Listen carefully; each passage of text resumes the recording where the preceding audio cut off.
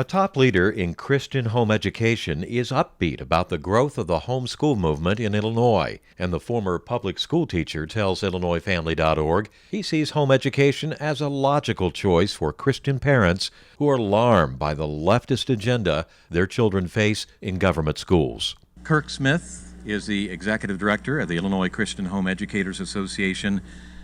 A big turnout for this year's convention at Calvary Church in Naperville, some 3,500 people, and a very diverse crowd. Yes, we have been blessed the last 3 or 4 years to see an increase in our attendance, and I think again there are people doing some very serious work with the school systems, the agenda that's going on in the social agendas, and so it's been reflected in our attendance. And as you said, it is a diverse crowd. We're seeing more minorities come, and for us it's very, very exciting because it's so much more than just one people group. It is all across Christianity. God is calling people, parents specifically, to take responsibility for the raising and upbringing of their children. We want to delve into some of those issues, but aside from your leadership, why has Christian home education grown so significantly here in Illinois? Yes. Not only has it grown, it continues to grow. Maybe not exponential rates, but very, very increased rates, to say for sure. But I think one thing that the culture is going in a tailspin. I think we all realize that. And those who have Judeo-Christian roots understand that you can't take Christ out of the equation. Our public school system has rejected the name of Christ, rejected prayer time in Jesus' name, and there are consequences from that. And we as Christians understand that Christ must be the center of everything that we do. And I think parents now understand we have got to bring Christ back into the center, not just of our religious experiences, but also, especially, of our kids' education. Well, when you talk about education in the government school system, the public school system, we're talking about radical sex ed and left-wing indoctrination, aren't we? Absolutely. It's not about education anymore. It's about indoctrination. I myself was a public school teacher, and my wife was as well. And I can't believe in the last 10 to 15 years all that's transpired. And you know, I share with people often that homeschooling, home education is the biblical normative. And now I think it might be the cultural survival for our nation to stay intact that we need to homeschool. Well, do you have a message for Christian parents who have their kids in public schools right now? What would you say to them? But first of all, we look at the Scriptures. What saith the Scriptures? And my challenge to any Christian parent is simply this. Can we fulfill Deuteronomy chapter 6, teaching our kids when they rise up, when they go down, when they go throughout the day? Can we do that in the process or in the context of public school? For my wife and me, we had to be very honest, and we had to say, you know, if our kids are up and out the door by 7:30 or 8 in the morning, if they get home by 4:30 or 5, maybe 6 with extracurricular activities, we've got supper, we've got baths, we've got homework. Can we counterbalance 8 hours of indoctrination with a 15-minute lay me down to sleep devotional? Personally, I don't think so. And I think if we're very honest as Christian parents, we have to say, we really can't do that. Was there a moment where you said, this is the last straw, they're out of the public schools? Well, fortunately, it did not get to that place. And ironically, when I was 23 and the senior pastor, I preached against homeschooling.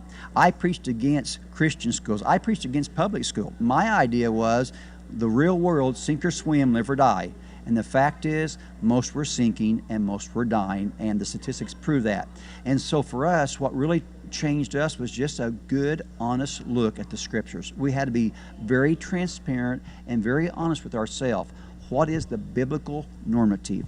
I understand people say, well, they really feel God is leading them into public schools. That may be, that may not be. That's not my call. I'm not their judge. We have to understand the words biblical normative. And the statistics suggest that we're losing between 65 and 88% of our first-year college students to a secular worldview. If that's the case, some parents who think they are the exception really aren't, and we have to be honest with ourselves. What are some of the challenges that homeschool folks are facing? Are you getting pushback from the government?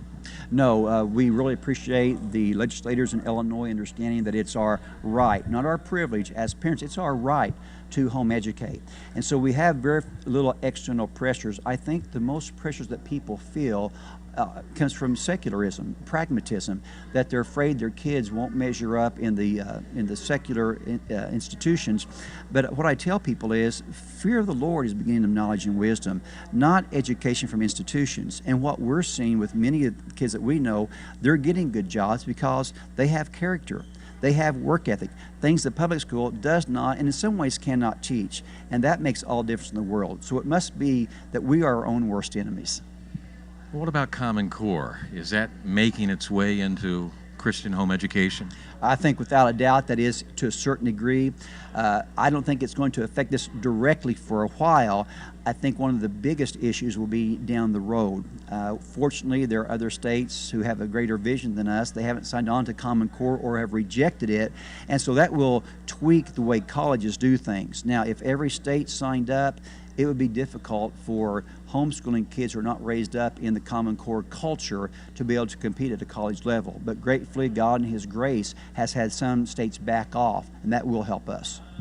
What are some of your near-term goals for the Illinois Christian Home Educators Association?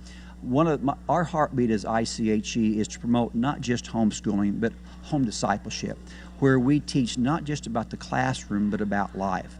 And so my hope is to get that word out to every homeschooler, both sectarian and non-sectarian, that it must be built on relationships and upon character. And we hope to start doing some webinars here in the near future, both for individuals and also for our support groups to help continue and further that message. And why should parents team with you folks? What are the advantages? Well, number one, we have 30 years of integrity, and I believe that history means an awful lot. And so we have 30 years of a track record. Our board are godly people, good people.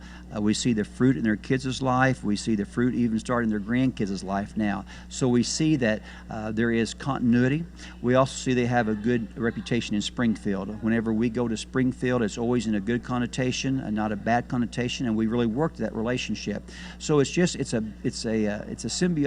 We all benefit when we work together. When ICHE is strong, all of homeschooling is strong in Illinois, and I trust beyond. So if parents are considering homeschooling after they've prayed about it, maybe one of the first stops might be your website. Absolutely. We appreciate that. Yes, to go to www.iche.org. There's a contact page where folks can contact me individually. There's a place to find local support groups, which also have signed on. They have our value system, and that'd be a great place to start.